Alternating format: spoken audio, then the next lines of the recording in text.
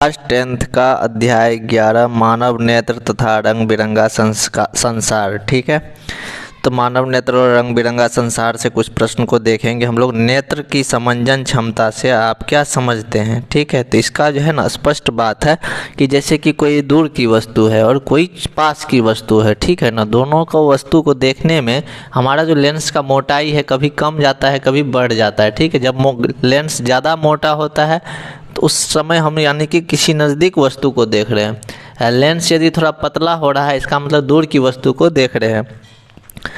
तो आँख का जो लेंस है, लेंस तो वही रहता है इसमें लेंस की मोटाई को ना तो हम पतला वाला लेंस लगा है ना मोटा वाला, वो तो एक तरह का मसल्स वाला है ना, मसल्स वाली लेंस है। तो इसमें क्या होता है, उसका एक फोकस दूरी होता है, फोकस दूरी बदलता है किसके हिसाब से? दूरी के हिसाब से। तो कहने का मतलब क्या है कि किसी भी वस्तु, दूर की वस्तु को देखने के लिए तथा पास की वस्तु को देखने के लिए लेंस के मोटाई में जो बदलाव आता है, यानी कि लेंस के मोटाई में बदलाव आने का मतलब यह हुआ कि उसके फोकस दूरी में बदलाव आएगा। तो इसी को हम लोग कहते हैं नेत्र की समंजन क्षमता। ठीक है, लेकिन यदि किसी भी व्यक्ति के नेत्र का समंजन क्षमता यानी कि वो मोटा होना पतला होना ये काम नहीं करता है, यानी उसकी समंजन क्षमता समाप्त हो जाती है, तो देखते होंगे कि किसी व्यक्ति को नज़दीक का वस्तु नहीं दिखाई देता है और किसी व्यक्ति को दूर का वस्तु नहीं दिखाई देता है, यानी उसका नेत्र का समंजन क्षमता काम नहीं करता है। तो आप लोगों को समझ में आ गया होगा, परीक्षा में यदि पूछे नेत्र की समंजन क्षमता क्या होती है तो आप लोग स्पष्ट बताएंगे कि मनुष्य के द्वारा किसी दूर की वस्तु देखने और पास की वस्तु देखने के लिए मानव के जो नेत्र में लेंस लगी हुई रहती है उसके मोटाई में कमी और भी होती है और बढ़ोतरी होती है। ठीक है, जिसके कारण उसके फोकस दूरी में कमी हो जाता है, कभी वह बढ़ जाता है। दूर की वस्तु को देखते हैं तो उसकी फोकस दूरी बढ़ जाती है, नज़दीक की वस्तु को देखते हैं तो फोकस दूरी कम हो जाती है। नज़दीक की वस्तु को देखते हैं तो लेंस की मोटाई अधिक हो जाती है, जब दूर की वस्तु को देखते हैं तो लेंस की मोटाई कम हो जाती है। तो ये जो घटनाएं होती है एक ही लेंस के में ये सारा चीज़ें होता है, तो इसलिए उसमें किसको क्या बोलते हैं? नेत्र की समंजन क्षमता। ठीक है, यदि पसंद आए तो आप लोग ज़रूर बताइएगा कि समझ में आ रहा है या नहीं। हमारे ख्याल से समझ में आ गया होगा।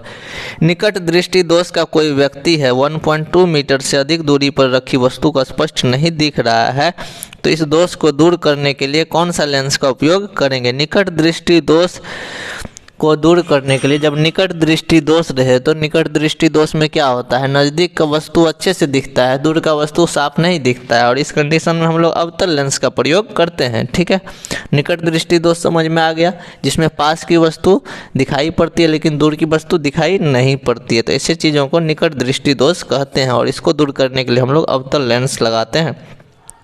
मानव नेत्र की सामान्य दृष्टि के लिए दूर बिंदु और निकट बिंदु की दूरी कितनी होगी? मानव नेत्र की सामान्य दृष्टि देखने के लिए, कहने का मतलब न्यूनतम दूरी जिसको बोलते हैं, ऐसा जगह बताइए, इतनी दूरी बताइए जहां पर ना तो लेंस को मोटा होना पड़े ना ही पतला होना पड़े, यानी कि नॉर्मल स्थिति में यदि किसी वस्तु को देख पाए तो उसका दूरी कितना होगा? तो 25 सेंटीमीटर याद रखना है। 25 सेंटीमीटर को जब मीटर में बदलिएगा तो 100 से भाग दे देंगे तो 0.25 मीटर हो जाएगा, या फिर इसको 25 सेंटीमीटर भी बोल सकते हैं। तो क्लियर हो गया होगा। अंतिम पंक्ति में बैठे किसी विद्यार्थी को श्यामपट्ट पे पढ़ने में दिक्कत होता है, यह विद्यार्थी किस दृष्टि दोष से पीड़ित है? तो दूर का चीज़ दिखाई उसको नहीं पड़ रहा है, इसका मतलब वह निकट दृष्टि दोष से पीड़ित है। अभी बताए थे, जिसको हम लोग मायोपिया बोलते हैं। इंग्लिश में क्या बोलते हैं? निकट दृष्टि दोष को मायोपिया बोलते हैं। यहाँ तक समझ में आ गया होगा। और उसके लिए क्या चीज़ लगाएंगे? अवतल लेंस, इससे पहले भी हम बताए थे। आगे चलिए, मानव नेत्र अभिलेंस नेत्र लेंस की फोकस दूरी को समायोजित करके भिन्न भिन्न दूरियों पर रखी वस्तुओं को फोकसित कर सकता है, ऐसा हो पाने का क्या कारण है? तो ऐसा हो पाने का कारण है समंजन। ठीक है, मानव नेत्र अभिलेंस। तो देखिए समझ में आ रहा है कि मानव नेत्र यानी मानव का जो आंख है उसमें लेंस लगा रहता है, जिसको हम लोग अभिनेत्र लेंस कहते हैं। फोकस दूरी को समायोजित कर लेता है ना, कभी बढ़ा लेता है फोकस दूरी को, कभी घटा लेता है। यदि लेंस मोटा हुआ तो फोकस दूरी घट जाएगा, है ना, और यदि लेंस पतला हुआ तो उसकी फोकस दूरी बढ़ जाएगी। तो ऐसा होता है क्यों है? इसका क्या कारण है? तो इसका कारण है समंजन, ऑप्शन आप लोग अभी पढ़े थे, पहला क्वेश्चन ही हम लोगों का था समंजन क्षमता, तो यहाँ तक कोई दिक्कत नहीं है। मानव नेत्र जिस भाग पर किसी वस्तु का प्रतिबिंब बनाते हैं वह क्या है? तो मानव नेत्र कहाँ पर? तो दृष्टि पटल पर, ठीक है। मानव नेत्र किस भाग पर अपना वस्तु का प्रतिबिंब बनाता है? कोई वस्तु हम लोग देखते हैं, चश्मा देख रहे हैं, कार देख रहे हैं, मोटरसाइकिल देख रहे हैं, उसका प्रतिबिंब कहाँ बनता है हमारे नेत्र में, किस भाग में? तो दृष्टि पटल पर। याद रखना है किस भाग पर, आँख के किस भाग पर मानव नेत्र में वस्तु का प्रतिबिंब बनता है? तो वह बनता है दृष्टि पटल पर, ठीक है। अब आगे आते हैं, सामान्य दृष्टि के वयस्क के लिए सुस्पष्ट दर्शन के लिए अल्पतम दूरी कितनी होनी चाहिए? तो अभी हम लोग पढ़े थे, किसी भी व्यक्ति का जो है सुस्पष्ट का मतलब साफ साफ दिखने के लिए कम से कम कितनी दूरी होनी चाहिए? तो वह है 25 सेंटीमीटर, ठीक है। कितना? 25 सेंटीमीटर, 2.25 cm। यदि मीटर में रहता तो 0.25 मीटर हो जाता, ठीक है। अभिनेत्र लेंस की फोकस दूरी में परिवर्तन किया जाता है किसके द्वारा? तो कौन परिवर्तन करता है? आखिर लेंस का मोटा हो जाता है, कभी कभी पतला हो जाता है आँख का जो अभिनेत्र लेंस है, यह किस कारण से होता है? तो यह जो होता है पक्षमाभि के द्वारा होता है। किसके कारण होता है? पक्षमाभि के द्वारा। तो अभिनेत्र लेंस की फोकस दूरी में जो परिवर्तन होता है वह किसके द्वारा होता है? पक्षमाभि के द्वारा। किसी व्यक्ति को अपने दूर की वस्तु को संशोधित करने के लिए -5.5 डायोप्टर की लेंस की आवश्यकता होती है। अपने निकट की दृष्टि को संशोधित करने के लिए +1 डायोप्टर की क्षमता की आवश्यकता होती है। संशोधित के लिए आवश्यक लेंस की फोकस दूरी क्या होगी? ठीक है, तो ये तो न्यूमेरिकल हो गया, इसको बाद में हम बता देंगे। आगे बढ़ते हैं हम लोग, ये सारे न्यूमेरिकल्स हैं। एक प्रश्न है, मानव सामान्य नेत्र 25 सेंटीमीटर से निकट रखी वस्तुओं को स्पष्ट क्यों नहीं देख पाता है? क्योंकि सुस्पष्ट देखने की जो न्यूनतम दूरी होती है वो 25 सेंटीमीटर ही होती है, और उससे कम यानी 20 सेंटीमीटर पे 15 सेंटीमीटर दूर वस्तु रखेंगे तो वस्तु से टकराकर प्रतिबिंब प्रकाश के किरणों के दृष्टिपटल पर स्पष्ट दिखाई नहीं पड़ता है, क्योंकि हमारी नेत्र की क्षमता बढ़ाई नहीं जा सकती है। जब हम नेत्र को किसी वस्तु की दूरी बढ़ा देते हैं तो नेत्र में प्रतिबिंब की दूरी क्या होती है? प्रतिबिंब की दूरी सदैव एक जैसी रहती है ना। नेत्र में जो प्रतिबिंब बनता है वह सदैव एक जैसी दूरी रहता है। इसका क्या कारण है? क्योंकि वस्तु की दूरी मानव नेत्र की लेंस की फोकस दूरी इस प्रकार समायोजित हो जाती है कि प्रतिबिंब दृष्टिपटल पर ही बने। मतलब हमेशा प्रतिबिंब जो है आँख में दृष्टिपटल पर ही बनता है, इसीलिए वस्तु की दूरी कितना भी हम बढ़ा दें लेकिन नेत्र पर जो प्रतिबिंब बनेगा नेत्र के अंदर उसकी दूरी वही रहेगा। चाहे आप वस्तु कहीं रखिए, नेत्र पर जो प्रतिबिंब बनेगा वो कहाँ, नेत्र में प्रतिबिंब कहाँ बनेगा? दृष्टिपटल पर ही बनेगा। इसका मतलब लेंस और दृष्टिपटल के बीच की दूरी हमेशा समान रहेगी। समझ में आ गया? क्यों? क्योंकि हमारे नेत्र का जो लेंस होता है अभिनेत्र लेंस, वो क्या होता है? समायोजित हो जाता है, कभी घट जाता है कभी बढ़ जाता है, कारण वस्तु के दूरी के हिसाब से। अब अगला प्रश्न है, तारे क्यों टमटमाते हैं? तो पृथ्वी के वायुमंडल का अपवर्तनांक निरंतर परिवर्तित होता रहता है। ठीक है, पृथ्वी के वायुमंडल है, पता है हम लोगों को, पृथ्वी के चारों बगल हवा के आवरण को वायुमंडल कहते हैं। उसका अपवर्तनांक क्या होता है? हमेशा बदलता रहता है। तो आँख में प्रवेश करने वाला जो तारों का प्रकाश होता है निरंतर अपवर्तन के कारण अनियमित रहता है। इसके कारण झिलमिलाहट के कारण तारे प्रतीत होते हुए दिखाई पड़ते हैं। मतलब झिलमिलाते रहते हैं ना, तारा टिमटिमा रहा है, लेकिन ऐसा कुछ है नहीं, है ना। कारण क्या है?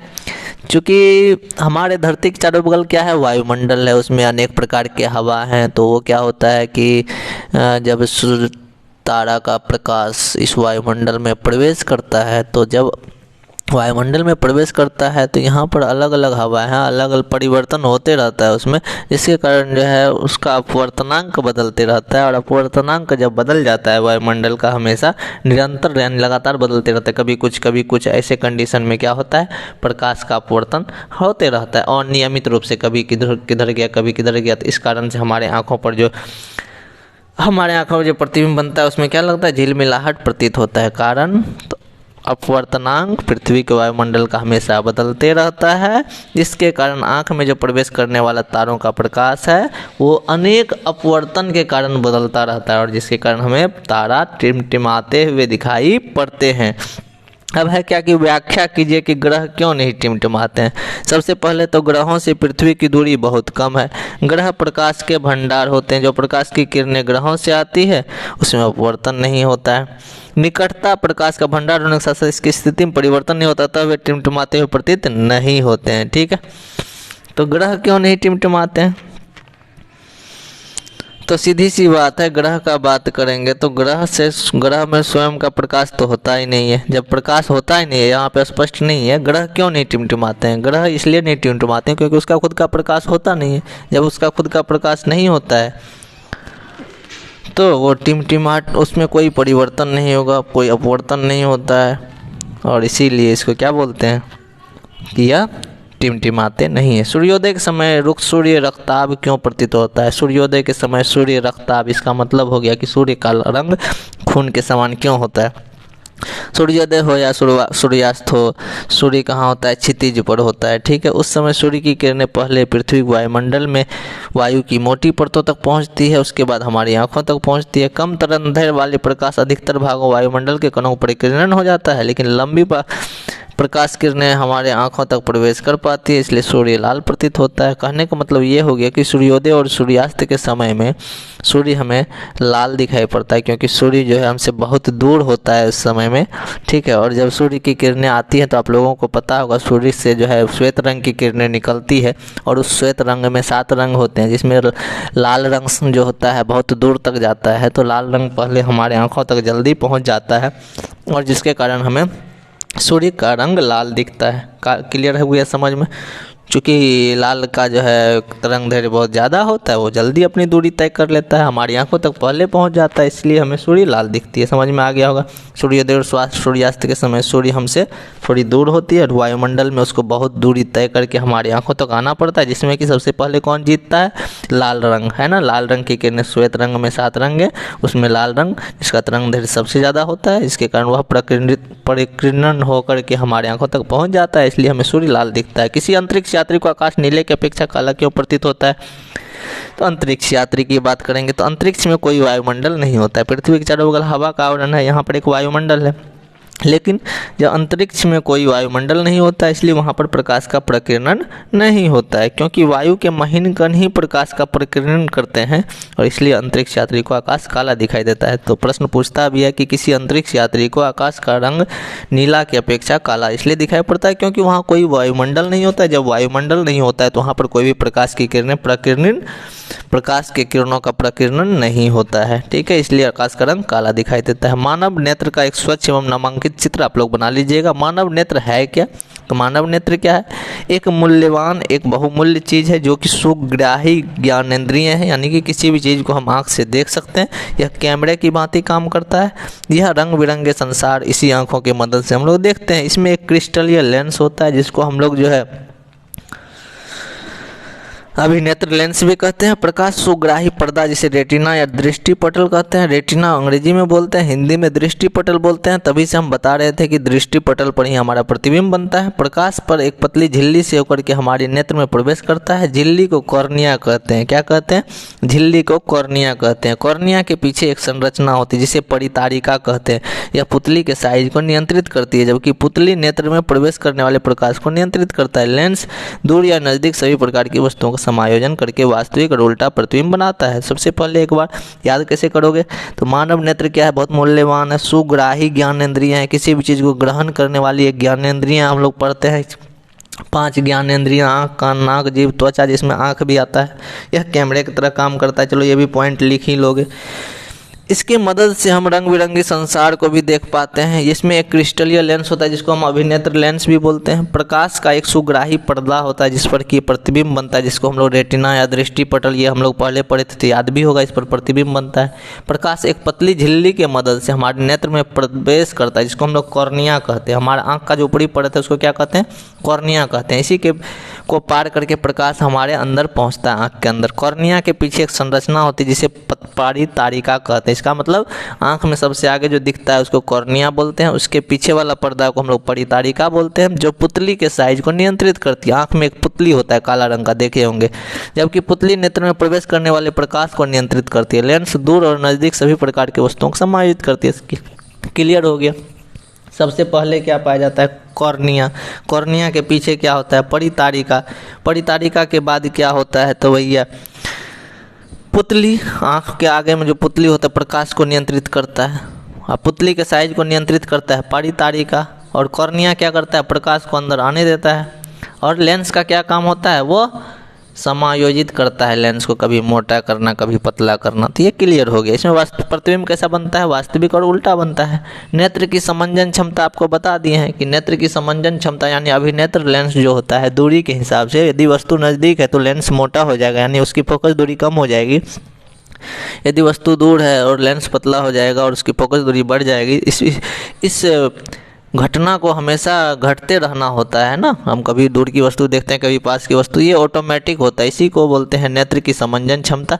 किसी वस्तु को देखने की न्यूनतम दूरी क्या होती है, तो 25 सेंटीमीटर याद होगा आप लोगों को। मोतियाबिंद क्या है, इसे कैसे दूर किया जा सकता है, तो मोतियाबिंद जो होता है ना, क्रिस्टलीय लेंस पर धुंधली परत चढ़ जाती है। हमारे अंदर जो अभिनेत्र लेंस है या फिर उसको क्रिस्टलीय लेंस भी बोल सकते हैं, उस पर एक दूधिया रंग का धुंधला परत जम जाता है। इसी स्थिति को क्या बोलते हैं, मोतियाबिंद कहते हैं। तो मोतियाबिंद समझ में आ गया।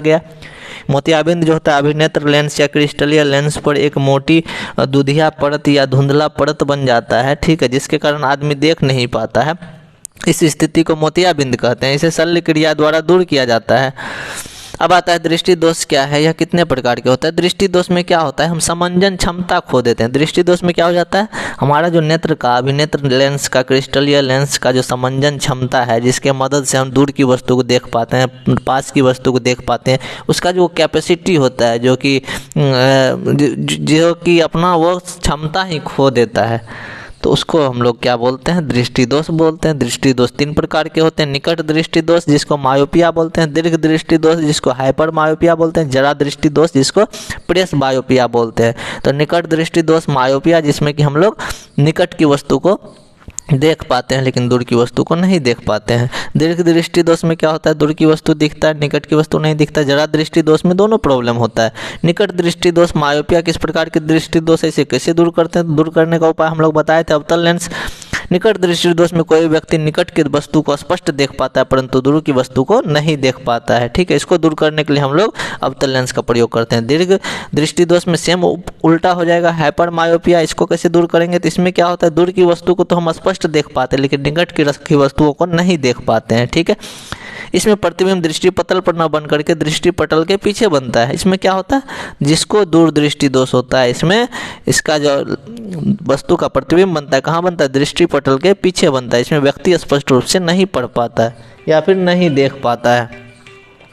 तो